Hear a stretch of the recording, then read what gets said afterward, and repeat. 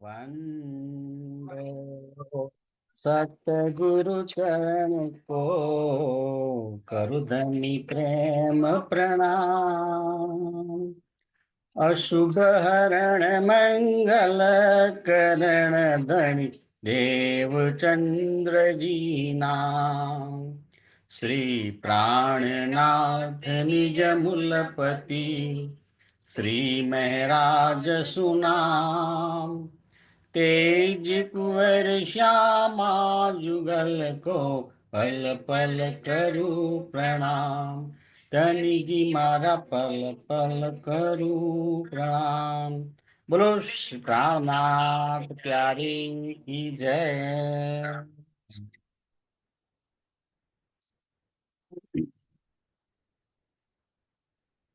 चर्चा प्रारंभ होत है,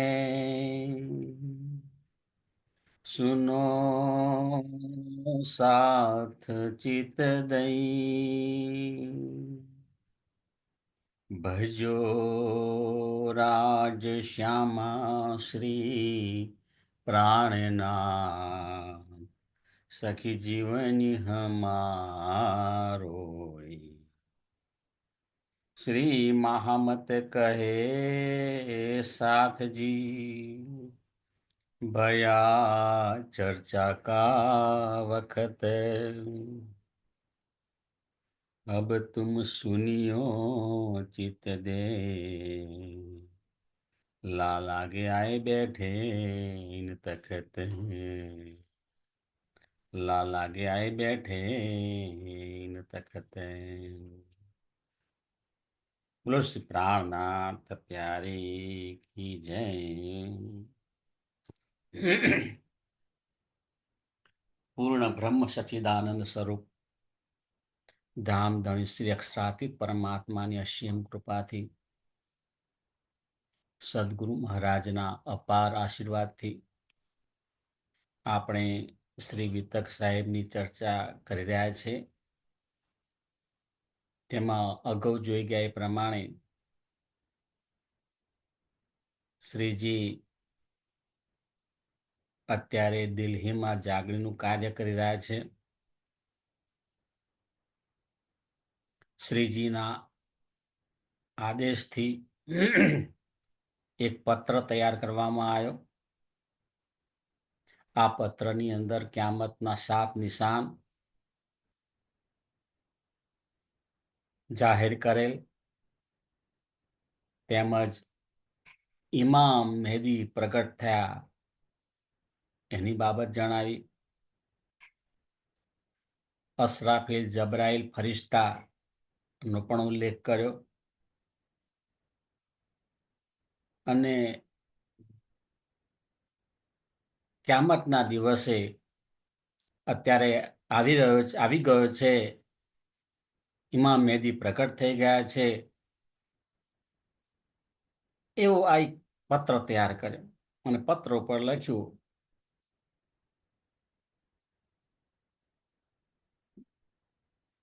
આ 5 જે પત્રા છે એને નલવા પણ કહેવામાં આવે.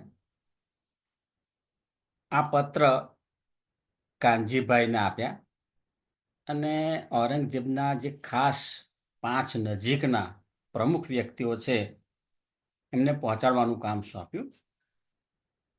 કાનજીભાઈએ સૌપ્રથમ શેખ ઇસ્લામ,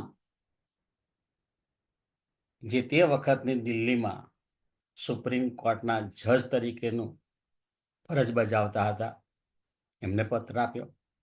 ત્યારબાદ બાદશાહના જે ધર્મગુરુ હોય જેનું નામ છે શેખ નિજામ, એમને પત્ર આપ્યો. ત્યારબાદ બાળકોને કુરાનની તાલીમ આપનાર આકિલ ખાન, જેનો ઉસ્તાદ કહેવાય, એમને પત્ર આપવા ગયા, પરંતુ એમણે અનેક બહાના કાઢી અને પત્ર લીધો નહીં. પત્ર વાંચીને પાછો આપી દીધો. ત્યારબાદ ચોથા ક્રમાંકની અંદર બાદશાહના મુખ્ય દરબારી રિઝવી ખાનને પત્ર આપ્યો અને 5મા ક્રમાંકમાં મુખ્ય પોલીસ અધિકારી સિદ્દીક ફોલાદ એમને પત્ર આપ્યો. અને આ બધાની પાસે 2 મહિના સુધી વારંવાર ગયા અને જવાબની માગણી કરી. જવાબ ન આપી શક્યા તો કાનજીભાઈ બહુ નમ્રતાથી કહે છે કે આપ જવાબ ન આપી શકતા હો તો આ વાત, આ પત્ર બાદશાહ સુધી પહોંચાડો, તો પણ મને મારું મહેનતાણું મળી જશે. બહુ જ વિનંતી કરે છે, પરંતુ બાદશાહ સુધી આ વાત પહોંચતી પણ નથી અને કોઈ એનો જવાબ પણ આપતું નથી.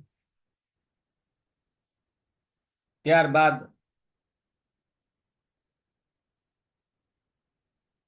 સુંદર સાથ ભેગા થાય છે અને એક સજેશન કર્યું કે જામા મસ્જિદના પ્રવેશ આગળ જ્યાં મોટી દિવાલ છે, હાથ પગ આ બધા જે પ્રવેશે એ નમાઝ પડતા પહેલા હાથ પગ ધોતા હોય છે, એને ગુસલખાના કહેવાય. એ દિવાલ ઉપર આ પત્ર, આ રૂકો ચોંટાડવાનું સજેશન આપ્યું. એમાં નંદલાલ ઘડિયાળી એ અગાઉ શ્રીજીના ચરણોમાં સમર્પિત થયા હતા, પોતાના પરિવાર સાથે સમર્પિત થઈને તારતમ લીધો હતો. એમણે સામેથી કહ્યું કે આ સેવા મને આપો. તો નંદલાલ ઘડિયાળી એ રાત્રિ દરમિયાન એ દિવાલ ઉપર એ રૂકો ચોંટાડી દે છે. બીજે દિવસે બધા જુએ છે. આ ત્યાં ટોળે ટોળા ભેગા થઈ ને ચર્ચા કરે છે અને બાદશાહ સુધી આ વાત જાય છે. બાદશાહે રૂકો મંગાવ્યો, બાદશાહે રૂકો વાંચ્યો અને એમને થયું કે આ રૂકો ચોંટાડનાર વ્યક્તિઓને અનેક વખત ફરિયાદ તો કરી હશે અને એનું કામ જેને સોંપ્યું હતું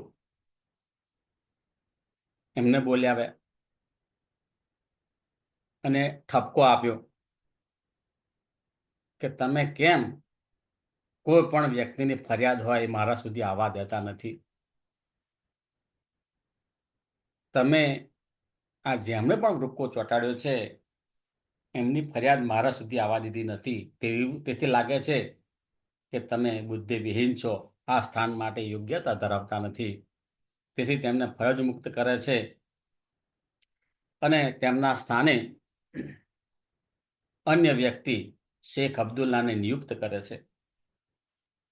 પણ અહીં આગળ જે નવા વ્યક્તિ આવે છે શેખ અબ્દુલ્લા, તે પણ એવી જ વિચારધારા ધરાવે છે, કટ્ટરપંથી અને શરિયતની માનસિકતા ધરાવતા અને હિન્દુ વિરોધી માનસિકતા ધરાવતા આ બધી ટુકડી ભેગી થઈ છે. અને તેથી ઔરંગઝેબને સાચી માહિતી પ્રાપ્ત થતી નથી. બાદશાહ કહે છે કે હવે જેણે પણ આ રૂકો ચોંટાડ્યો છે એમને ઢંઢેરો પીટાવી અને બધાને જાણ કરો અને બીજા દિવસે જુમા મસ્જિદ આગળ હું નમાઝ પડવા આવું તે વખતે મને મળવાનું કહો. પરંતુ આ જે મંડળી હતી, ટુકડી હતી, એ આ ટુકડીએ ઢંઢેરો જ ખોટો પીટાવ્યો કે જેને કંઈ પણ તકલીફ હોય એ આવતીકાલે એક કાગળની અંદર પોતાની ફરિયાદ લખી અને રૂબરૂમાં બાદશાહને આપી શકે છે. હવે શુક્રવારનો દિવસ હતો. એ બાદશાહ જામા મસ્જિદમાં નમાઝ પઢવા માટે આવ્યા. જોયું તો બહુ મોટી ભીડમાં લોકો આવ્યા છે અને દરેકના હાથમાં ફરિયાદની ચિઠ્ઠી છે અને બધા જ લાઈનમાં ઊભા રહી અને આ શેખ અબ્દુલ્લાને ચિઠ્ઠી આપે છે. આ દ્રશ્ય જોઈને બાદશાહને વિચાર થયો કે મેં તો ફક્ત ગુલશન ખાનામાં રૂકો ચોંટાડનારને બોલાવ્યા હતા અને આટલી બધી ભીડ કેમ થઈ ગઈ? પરંતુ બાદશાહને આ દરબારીઓની જે ટુકડી હતી એમની જે ગંદી પોલિટિક્સ કહેવાય અત્યારની ભાષાની અંદર, એ સમજમાં ના આવી. અને ત્યાંથી ઘોડા પર બેસી અને ચાલતા થયા. અને તે વખતે લાલદાસજી અને નિર્મલદાસ આ બંને આ પોતાનો જવાબ આપવા માટે, પોતાની ફરિયાદ આપવા માટે લાઈનમાં ઊભા હતા. એ બૂમો પાડતા જ રહ્યા, બાદશાહ ઊભા રહો, બાદશાહ ઊભા રહો, તમે જેને મળવા માંગો છો એ અમે જ છીએ. પરંતુ આટલા બધા કોલાહલની અંદર એ અવાજ બાદશાહ સુધી પહોંચ્યો નહીં. અને જ્યારે શેખ અબ્દુલ્લાને આ ફરિયાદની ચિઠ્ઠી આપી, ત્યારે એણે વાંચી અને ફાડી નાખી અને એને ગૂંચરું વારી એને પોતાના ખિસ્સામાં મૂકી દીધું. જો સુંદર સાજી, આમાંથી એક પણ સાચો વ્યક્તિ બાદશાહને મળ્યો હોત ને, તો બાદશાહને આ અમૂલ્ય તારતમ વાણીનો અમૂલ્ય ખજાનો મળી જાત. એમની આત્મા તો જાગૃત થાત, પણ એની સાથે સાથે આખી પરિસ્થિતિ બદલાઈ શકત. અહીં આગળથી એક આખી આખી ટુકડી આપણને જોવા મળે છે કે કોઈની અંદર કંઈક સાચી ભાવના આવે ને, તો પણ આ લોકો એની ગરદન કાપી નાખતા સહેજ પણ વિચાર ના કરે. એમને ખબર જ નથી કે પોતાનું ભલું ક્યાં છે. દેશના ભલાની તો વાત જવા દો, પોતાના કોમનું ભલું શામાં છે, પોતાનું કલ્યાણ શામાં છે, એનો સહેજ પણ વિચાર કરતા નથી. પરિસ્થિતિ અત્યારે પણ આવી જ છે. જાગરણનું કાર્ય કરવું છે, સાચા અર્થમાં આપણે જાગરણનું કાર્ય કરવું છે. એના માટે ભીડની જરૂર નથી. બસ એક મુઠ્ઠી જેટલા માણસો, 5, 10, 25 એવા માણસો ભેગા થઈ અને ધારે ને, તો આ જાગરણનું કાર્ય જોતામાં અનેક ગણું કરી શકે. સ્વામી વિવેકાનંદ ને પણ આ જ દુઃખ હતું. એમણે ઘણું બધું પોતાના દેશ માટે કર્યું. તે વખતે અંધશ્રદ્ધા કેટલી બધી હતી. એમને તકલીફ આપનારા લોકો પણ બહુ હતા. ત્યારે એમ કહેતા કે મારે ભીડ નથી જોતી, મારે મુઠ્ઠી જેટલા માણસો જોઈએ છે. મુઠ્ઠી ભર માણસો, એટલે 5, 10, 15, 20, 25 જે એમની સાથે ખભો મિલાવી અને કાર્ય કરી શકે. પણ તે વખતે નથી મળ્યા. અત્યારે આ સ્વામી શ્રી પ્રાણનાથજી ની જાગરના કાર્યમાં આવા અનેક સુંદર સાથ છે, જે તેજસ્વી તારલા કહેવાય, કહી શકાય. અને એ પોતાની સહેજ પણ ચિંતા કર્યા વગર આ જાગના કાર્યની અંદર ઝંપલાવ્યું છે. એમાં લાલદાસજી શ્રીજીને પત્ર લખીને જણાવે છે કે ધામધણીજી, ખરેખર તો અમે ઔરંગઝેબને સંદેશો પહોંચવામાં કોઈ જ કમી રાખી નથી,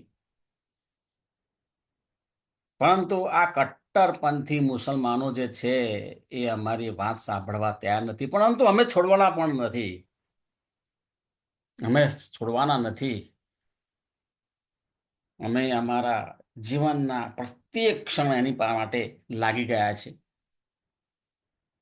અમારા મસ્તક ઉપર ધામધણીજી આપના આશીર્વાદ છે, સદગુરુના આશીર્વાદ છે. એટલે અમને કોઈ વાતની ચિંતા નથી. અમારું જે મિશન છે એ મિશન તો અમે પૂર્ણ કરીશું જ.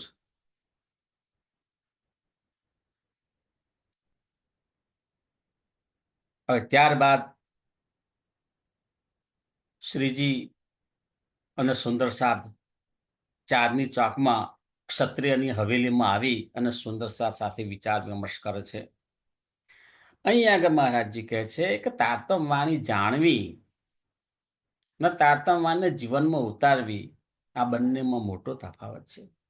ક્યારેક એવું બને છે કે આપણે તારતમ વાણી બોલીએ છીએ ખરા, પરંતુ બોલે ચાલે કોઈ ન પહેચાને, પરખત નહીં પરખાનો. સુંદર સાજી જીવનમાં ઉતારવાની છે. જીવનમાં ઉતારીએ ને તો એનો સાચો આનંદ, સાચો અજવાળો આપણને પ્રાપ્ત થાય છે. હવે સુંદર સાથ અને શ્રીજી ક્ષત્રિયની હવેલીમાં આવે છે. ત્યાં આગળ અગાઉથી લાલબાઈ પણ આ ક્ષત્રિયની હવેલીમાં રહેતા હતા. હવે લાલબાઈ કોણ? હા, લાલદાસજી ના ધર્મપત્ની. એમને એક સમયની અંદર 99 જહાજ હતા. એમની રોજની આવક અનેક ગણી હતી. અત્યારે જે મોટા મોટા ઉદ્યોગપતિ કહી શકીએ એની સમકક્ષ આવી શકે. પરંતુ શ્રી રાજી મહારાજે એવું ચકરડું ફેર્યું કે એને પરિણામે એમનું એ જે સંસારિક એમની જવાબદારી હતી એમાંથી મુક્ત થયા અને મુક્ત થઈ સંપૂર્ણ ધર્મ પ્રચારની અંદર સમર્પિત થઈ ગયા. એ લાલદાસજીના પત્ની એ લાલબાઈ એ ત્યાં રહેતા હતા. અન્ય સુંદર સાત પણ એ હવેલીમાં હતા. શ્રીજી અહીંયા આવે છે. બધા સુંદર સાત ખૂબ જ આનંદિત થાય છે, કારણ કે શ્રીજી આના અગાઉ કામા પહાડીમાં રહેતા હતા, જ્યારે કાનજીભાઈ પેલા 5 અગ્રણીય વ્યક્તિઓને પત્ર આપવા ગયા તે વખતે. એટલે કામા પહાડથી શ્રીજી દિલ્હીમાં આ ક્ષત્રિયની હવેલીમાં આવે છે.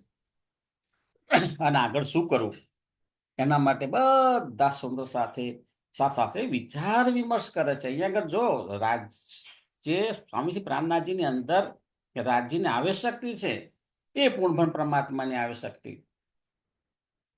એમના માટે પલકારામાં બધું થાય, પરંતુ આ સંસારની મર્યાદાને પણ ધ્યાનમાં રાખે છે.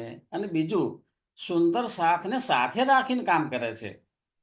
એટલે દરેક સુંદર સાથને બહુ જ પ્રેમથી બોલાવે છે અને પ્રેમથી વ્યવહાર કરે છે અને બધાની પાસે સજેશન માગે છે. કેટલી મોટી વાત છે. ને સજેશન માગે એટલે બધા સુંદર સાથની અંદર એક જાતનો જોશ આવે છે કે શ્રીજી હુકમ કરો, અમે એ રસ્તે જઈ અને જાગણી કરીશું. સુંદર સાથજી અહીં કહે છે પહેલા આપણે જાગવાનું છે, ત્યાર પછી સુંદર સાથને જગાડવાની સેવા કરવાની છે. બહુ જ મોટી વાત છે. હા, આપણે જાગ્યા નથી અને સુંદર સાથને જગાવવા માટે આપણે ગમે તેટલા કાર્યો કરીએ, પરંતુ પછી એનું અસરકારક જાગણી થતી નથી. સાચા અર્થમાં આપણે જાગવાનું છે. રહેણી કહેણીની અંદર પણ આપણે બહુ જાગ્રત રહેવું પડે. સુંદર સાથ બધું જ સમજે છે, બધું જ સમજે છે, જુએ છે, સમજે છે. સુંદર સાથજી એક વાત કહું, એ સુંદર સાથ મર્યાદા રાખે છે. સુંદર સાથના ચરણોમાં દંડવત પ્રણામ કરું છું. મર્યાદા રાખી અને માન મર્યાદા રાખે છે. અને પોતાના જે સંપ્રદાય ધર્મની જાગણી થાય એમાં પોતાની યથા યોગ્ય ફાળો પણ આપે છે, સહકાર આપે છે. સુંદર સાથ તો અંદરથી ખૂબ ખૂબ ઉર્જાથી ભરેલા છે, ઉમંગ ઉત્સાહથી ભરેલા છે. ઘણી બધી તમન્ના છે એમની અંદર કે ના, મને મારું જીવન જે કંઈ મળ્યું છે, મને જે કંઈ શક્તિ મળી છે એનો જાગણી કાર્યમાં મારે અવશ્ય ફાળો આપવો છે, સિંહ ફાળો આપવો છે. એવા સુંદર સાથના ગામે ગામ સમૂહ હોય છે. જરૂર છે એમને યોગ્ય લીડરશીપની અને યોગ્ય જાગીરના કાર્યક્રમ થાય એમ. સુંદર સાથજી આ રીતે આપણે જાગૃત થઈ અને જાગૃતિનું કાર્ય કરવાનું છે. અને તેની સાથે સાથે અન્ય સામાજિક સેવા પણ કરી શકાય, શૈક્ષણિક સેવા પણ કરી શકાય છે. શૈક્ષણિક સેવા સ્કૂલની અંદર પણ આપણે જઈએ, સ્કૂલને ના વિદ્યાર્થીઓની અંદર મોટિવેશનલ સ્પીચ આપીએ કે એ એમના કારકિર્દી બનાવે, પરંતુ એની સાથે સાથે એમના જીવનની અંદર પાયામાં ધર્મ નહીં હોય ને તો એ લાંબી મુસાફરી નહીં કરી શકે. જીવનની અંદર જ્યારે જ્યારે સંઘર્ષ આવશે ને તે વખતે એ માટી પગા સાબિત થશે, તૂટી પડશે, ભણતા ભણતા ઉઠી જશે અથવા તો અનીતિના માર્ગે ચાલી જશે.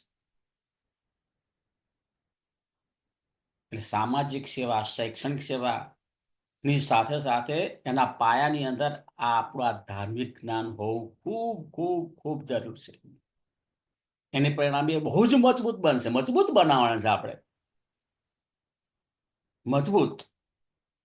ચીલા ચાલુ, ડરપોક અને ગાડેરિયા પ્રવાહની અંદર ડોટો મેલતા એવા નહીં બનાવવાના. પ્રત્યેક ગામમાંથી આવા 5 યુવાઓ તૈયાર કરો. આપણા દેશનો નકશો આખો બદલી જશે.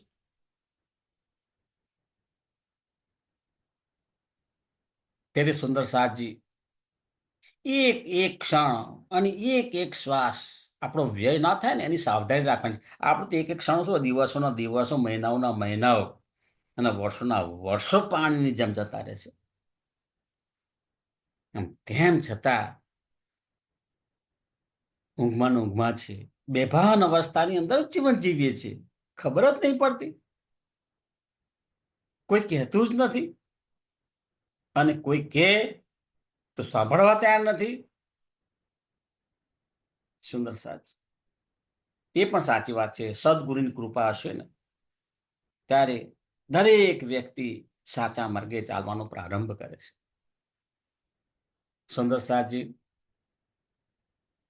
સત્સંગની સેવા દ્વારા આપણે ધીરે ધીરે ધણીજી તરફ જઈ રહ્યા છીએ. ભલે ધીમે ધીમે, પણ આપણું મિશન શું છે? ધણીજીના દીદાર, આત્મજ્ઞાન, આત્મદર્શન, જે આપણું મિશન છે. એકવાર એનો અનુભવ થાય ને ભાઈ, સંસારની અંદર સંસાર તમને એકદમ હળવું ફૂલ લાગશે. માનસિક બહુ જ શાંતિ જોવા મળશે આપણને. ને એના સિવાય માનસિક શાંતિ ક્યારે નહીં મળે, ક્યારે નહીં મળે, ક્યારે નહીં મળે. આત્મજ્ઞાન ખૂબ ખૂબ ખૂબ જરૂરી છે. જો આત્મજ્ઞાન નહીં હોય તો એ મોટો વિસ્ફોટ થવાની સંભાવના છે. જેવી રીતે પેલો ટાઈમ બોમ્બ હોય અને એની પર tick tick tick tick tick tick tick tick પ્રત્યેક ક્ષણની અંદર tick tick tick tick tick અવાજ થતો હોય છે. અને એનો ચોક્કસ સમય આવે ને તાર મોટો ધડાકો થાય અને ઘણું મોટું નુકસાન કરે. એવી રીતે આત્મજ્ઞાન વગર જો આપણે જીવન જીવતા હોઈશું, બેહોશીમાં જીવન જીવતા હોઈશું, તો સમજી લો કે આપણી પ્રત્યેક ક્ષણ છે ને જે પસાર થઈ રહી છે એ યોગ્ય દિશામાં નથી પસાર થઈ રહી. મોટો ધડાકો થાય એવી સંભાવના છે. અને વારંવાર ધડાકા થતા હોય, વારંવાર આપણે મુસીબતમાં આવી જતા હોઈએ અને મુસીબતમાંથી બહાર નીકળવા માટે પાછા એ ધંધે લાગી જઈએ અને આપણા દિવસો, મહિનાઓ, વર્ષો પાછા પાણીમાં જતા હોય. ના ના, એ આપણું કામ નથી. આપણને તો તારતમ વાણી મળી છે, અમૂલ્ય ખજાનો મળ્યો છે. એને સાંભળવાનો છે, સમજવાનો છે, જીવનમાં ઉતારવાનો છે, એનો આનંદ આપણે લેવાનો છે અને આપણા સંપર્કમાં જે આવે એને આપવાનો છે. આ પણ એક જીવન જીવવાની કંઈક મજા છે. સુંદર સાજી. અને આ રીતે આપણે આપણું જીવન સાર્થક કરવાનું છે. અને આવી સેવાનો આપણો હેતુ હોવો જોઈએ. આ એક મોટી સેવા છે. સુંદર સાથને જ્ઞાન આપવું, સુંદર સાથની અંદર જાગૃતિ કરવી, સુંદર સાથને સાચો બોધ આપવો, એ તો મહાન સેવા છે. એમાં કોઈ સુંદર સાથને આ વાણીનો સ્પર્શ થઈ જાય અને જાગી જાય તો કોણ આપણી પર ખુશ થશે? ધનીજી, સાક્ષાત પરમાત્મા રાજી મહારાજની સદાય કૃપા વહેતી રહેશે. સદગુરુ મહારાજ ખુશ થશે. ના ના, આજે તમે સારું કામ કર્યું. ઔરંગઝેબને સંદેશો આપવા માટે બધા જ સુંદર સાથ ખૂબ જ જોશથી બધું જ ન્યોછાવર કરવા માટે તૈયાર થઈ ગયા છે. શ્રીજીને કયું ઊભા થઈ હતી, શ્રીજી, અમે આ જાગરણનું કાર્ય કરવા માટે તમે કહેશો એ પ્રમાણે કરવા તૈયાર છે. સુંદર સાથ એક અવાજની અંદર એ હજારોની સંખ્યામાં રહેલા સુંદર સાથ કહે છે, અમારા મનમાં કોઈ પ્રકારની ચિંતા જ નથી. શ્રીજી પણ કહે છે કે ભાઈ, હવે જે ધર્મયુદ્ધ કરવાનું છે એમાં જો કોઈને ડર લાગતો હોય ને તો કૃપા કરી અને આમાંથી બહાર નીકળી જશો, મને બિલકુલ ખોટું નહીં લાગે. સુંદર સાથ એક અવાજમાં કહે છે, શ્રીજી મહારાજ, ધામધણીજી, આપ આ શું બોલો છો? અમને બિલકુલ ડર નથી. અમે તો આપના આશીર્વાદની રાહ જોઈ રહ્યા છે, આપના આદેશની રાહ જોઈ રહ્યા છે. આપના આદેશની સાથે જ આપનો આશીર્વાદ છે કે અમને ફતેહના ડંકા પ્રાપ્ત થશે. અમને બીજું કોઈ વાત અમારા ધ્યાનમાં આવતી જ નથી. આ દુનિયાથી, આ નશ્વર દુનિયાથી અમે કાંઈ ડરવાના નથી. હે, આ દુનિયા અસત જળ દુઃખમય જે દુનિયા છે એની અંદર જે અધર્મ ફેલાયેલા છે, એ અધર્મી લોકોથી અમે બિલકુલ ડરવાના નથી. અમે તો સત્યનો ઝંડો લઈ અને જાગણી કરવા માટેનું કટિબદ્ધ છીએ. સુંદર સાહજીએ આ રીતે જાગણીનો ઝંડો લઈને નિડરતાથી આપણે કાર્ય કરવાનું છે. અને આ કાર્ય ધણીજી આપણી દ્વારા કરાઈ રહ્યા છે. આપણી કોઈ ક્ષમતા છે જ નહીં. આ વાણી અંગે 5 વાક્યો બોલવા એ આપણી કોઈ ગુંજાશ નથી. ધણીજીની કૃપા, સદગુરુ મહારાજની કૃપાથી આપણને એવી શક્તિ મળે છે, એવી ઉર્જા મળે છે કે અસંભવ કાર્ય સંભવ થાય છે.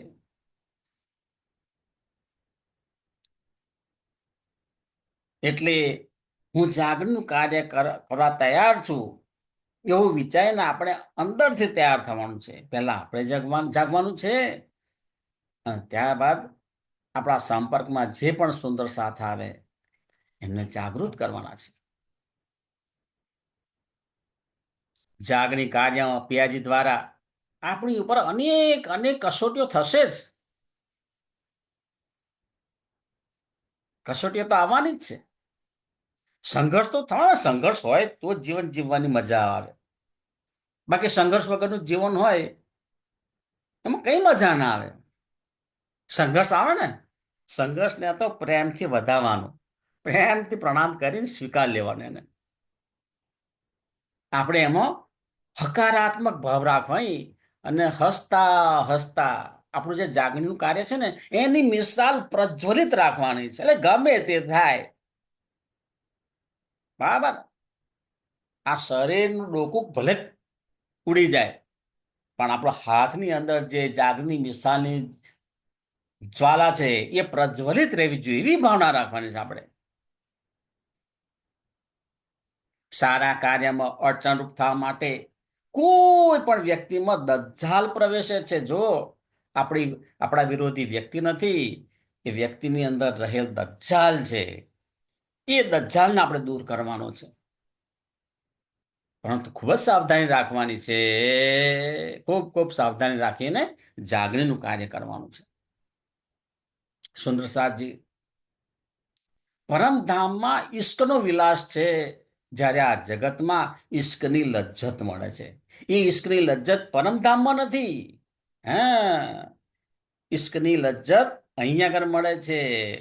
આપણા ધામ ધણીના ઈશ્કની લજ્જત અહીં મળશે, જે પરમધામમાં ઉપલબ્ધ નથી. અને તેથી આપણે ઈશ્ક અને ઈમાનથી જાગણી કરવાની છે. અને જ્યારે આપણે સુંદર સાથ સાથે ભેગા મળી અને જાગરણનું કાર્ય કરીએ ને, તે વખતે દિન પ્રતિદિન આપણી અંદર પ્રેમ અને જોશ વધતો જ જાય છે, વધતો જ જાય, વધતો જ જાય. પરંતુ ક્યારેય અંદરો અંદર વિરોધાભાસ કરવાનો નથી. અંદરો અંદર વિરોધાભાસ સાથે આપણે કોઈ પણ કાર્ય કરીશું ને, તો આપણી શક્તિનો વ્યય થાય છે, વ્યય થાય છે અને વ્યય થાય છે. આપણી ઉર્જા અયોગ્ય માર્ગે જતી રહે છે. જે કાર્ય કરવાનું છે એ બાકી રહી જાય છે. એટલે સભાનતાની વાત કરવાનું કે છે. અત્યારે શ્રીજીના સુંદર સાત ક્ષત્રિયની હવેલીમાં દિલ્હી મુકામે રહે છે. સુંદર સાતજી પૂરા ભાવથી સમર્પિત થઈને જોશીલી વાણીમાં જાગણી કરે છે. તે વખતે પણ સુંદર સાત એક એકથી ચડ્યાતા હતા અને હસતા, હાસ્ય વિનોદ પણ કરતા અને ખૂબ જ આનંદ ઉલ્લાસથી સાથે રહેતા હતા. તે વખતે લાલદાસજીની પુત્રી શ્યામબાઈ અને તેમના પતિ રામરાય એ પણ આવ્યા અને શ્રીજીના ચરણોમાં પણ સાષ્ટાંગ દંડવત પ્રણામ કરીને સમર્પિત થયા. સુંદર સાતજી પોતાના હાથથી ખૂબ જ ભાવથી રસોઈ બનાવી રહ્યા છે. કોઈને સેજ પણ ભાર લાગતો નથી. એમાં કોઈ સુંદર સાત મીઠાઈ લાવે છે, તો કોઈ સુંદર સાત અન્ય જરૂરી ચીજ વસ્તુ લાવે છે. અને શ્રીજીને તો બધા પ્રેમથી જ જમાડે. ઓહો હો હો. આ તે વખતે શ્રીજી શ્રી સ્વામી શ્રી પ્રાણનાથજી હજરા હજુર જેને દર્શન કર્યા હોય એ સુંદર સાતના ભાગ્યનું શું કહેવું. અને પાછું એ જ્યારે જમવા બેઠા હોય ત્યારે કોઈ ને કોઈ સુંદર સાત બહુ જ પ્રેમથી કે ધામધનજી મારા હાથે થોડું આટલું ગ્રહણ કરો ને, આ મારા હાથે થોડું ગ્રહણ કરો ને, ખૂબ જ પ્રેમથી બોલે. અને ધામધણીજી આંખોની અંદર અમી વર્ષા વહ્યા જ કરે અને સુંદર સાતની જે ભાવના છે એ પૂર્ણ કરે. શ્રીજી અને સુંદર સાત ક્ષત્રિયની હવેલીમાં વિચાર વિમર્શ કરે છે કે આપણે કઈ રીતે અસરકારક કાર્ય કરીએ જેથી ક્યામત અને ઇમામ મહેદીનું જ્ઞાન બાદશાહ સુધી પહોંચે અને આ બ્રહ્મવાણી સંપૂર્ણ વિશ્વમાં ફેલાઈ જાય. જો આ મિશન કેટલું મોટું છે અને આ મિશન જે છે એને પૂર્ણ કરવા માટે શ્રીજી સાથે તો હજારોની સંખ્યામાં સુંદર સાત છે. એક એકથી ચડ્યા હતા. પરંતુ શ્રીજીની નજર જેની ઉપર તે વખતે પડી એ સુંદર સાત ને 12 મોમીન, 12 સુંદર સાત જાગણીના કાર્ય માટે 12 સુંદર સાત તૈયાર કર્યા એમણે. એમાં 10 હિન્દુ સુંદર સાત અને 2 મુસલમાન સુંદર સાત હતા. જો શ્રીજીએ બધી જ બાબત ધ્યાનમાં લીધી છે. ઔરંગઝેબ સુધી આ જ્ઞાન પહોંચાડવાનું છે, સંદેશો પહોંચાડવાનો છે. એટલે જે તે પરિસ્થિતિને ધ્યાનમાં રાખી અને આ 12 સુંદર સાત ના નામ જાહેર થયા. હવે આ 12 સિવાય બીજા અનેક સુંદર સાત હતા, પણ જેના ભાગ્યની અંદર, જેના શીર્ષ ઉપર હુકમનો કળશ ઢોળાયો એના નામ આયા. બાકી કાનજીભાઈ આનું નામ નથી, પણ કાનજીભાઈની સેવા અદ્વિતીય છે. એની સાથે કયા સુંદર સાતની સરખામણી થઈ શકે? તો શ્રીજીના હુકમથી આ 12 સુંદર સાત ના નામ આપણે સમજવાના છે, યાદ રાખવાના છે કે જેમણે તે વખતે ભેગા થઈ અને જામા મસ્જિદ જાય છે, ત્યાં ગાયન કરે છે અને કોઈ પણ રીતે એ બાદશાહ સુધી પછી પહોંચવામાં પણ સફળ થાય છે. અને જોશ આવેશથી બોલે, સહેજ પણ ડર નહીં. બાદશાહ આવે ને તો પણ બાદશાહ આગળ એ જાગરની વાત પૂરેપૂરી જોશની શક્તિથી, બિલકુલ 0.0001% પણ ડર એમની અંદર નહોતો. અને 12 આ જાગનું કાર્ય કરવા માટે માથા ઉપર શીર્ષ ઉપર આપણે કહે ને કફણ બાંધી અને નીકળી ગયા છે. ફકીરી વેશ ધારણ કરી દીધો છે. તો એમાં એક સુંદર સાથ હતા દિલ્હીથી ચંચલદાસ, બિઝનેસમેન હતા કારણ કે એમની દુકાન હતી. બીજા હતા દિલ્હીથી દયારામ, એમને પણ દુકાન હતી. એટલે આ બંને બિઝનેસમેન કહેવાય, ચંચલદાસ અને દયારામ. આ બંને દિલ્હીના બંને બિઝનેસમેન.